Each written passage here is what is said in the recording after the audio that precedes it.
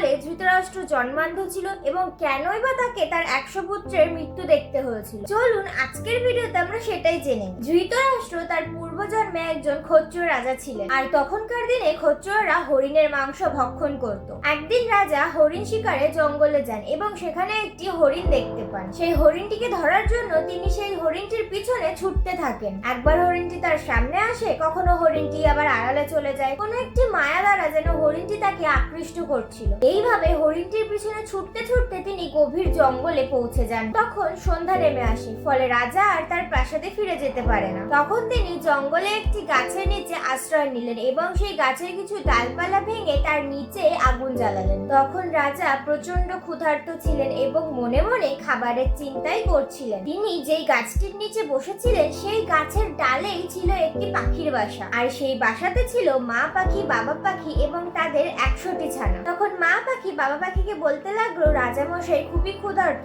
আমাদের উচিত তাকে কিছু খাওয়ানো। বাবা পাখিটি তখন বলল, আমি আগুনে ঝাঁপ দেই, ফলে আমার পালকগুলি পুড়ে যাবে, আমি ঝলসে যাব, তখন রাজামশাই আমার মাংস খেয়ে তার ক্ষুধা মেটাতে পারবেন। তখন মা পাখিটি বলল, তুমি মরে গেলে বাচ্চাদের খুব কষ্ট হবে, তার থেকে বরং আমি আগুনে ঝাঁপ দিই। এক পর্যায়ে কথা কাটাকাটি হতে হতে মা পাখিটি হঠাৎই গাছের ডাল থেকে সে আগুনে পড়ে যায় এবং ঝলসে যায়। তখন রাজা তার তীর দিয়ে পাখিটিকে আগুন থেকে তুলে তার মাংস খেয়ে নেন। পাখিটিকে খেয়ে রাজার খিদে আরো বেড়ে যায়। তখন সে গাছের ডালে তাকিয়ে দেখে সেখানে পাখির বাসায় আরো অনেক পাখি আছে। তখন সে গাছ বেয়ে গাছের ওপরে ওঠে এবং বাবা পাখি ও তার ছানা পাখিদেরকে নামিয়ে নিয়ে আসে। তখন রাজা তার তীর দিয়ে ছানাদের এক চোখ থেকে ঢুকিয়ে অন্য চোখে বের করে তীরে গেঁথে তাদেরকে আগুনে ঝলসে খায়। আর এই কৃতকর্মের জন্যই তাকে পরের জন্মে জন্মান্ধ হয়ে জন্মগ্রহণ করতে হয় এবং কুরুক্ষেত্রের যুদ্ধে তাকে তার শতপুত্রের মৃত্যু সংবাদ শুনতে হয়। আজকের ভিডিওটি যদি আপনাদের ভালো লেগে থাকে তাহলে লাইক, কমেন্ট, শেয়ার করতে ভুলবেন না। ভিডিওটি যদি আপনারা ইউটিউব থেকে দেখে থাকেন তাহলে অবশ্যই চ্যানেলটিকে সাবস্ক্রাইব করে দেবেন এবং ইনস্টাগ্রাম ও ফেসবুক থেকে দেখলে পেজটিকে ফলো করে দেবেন। হরে কৃষ্ণা,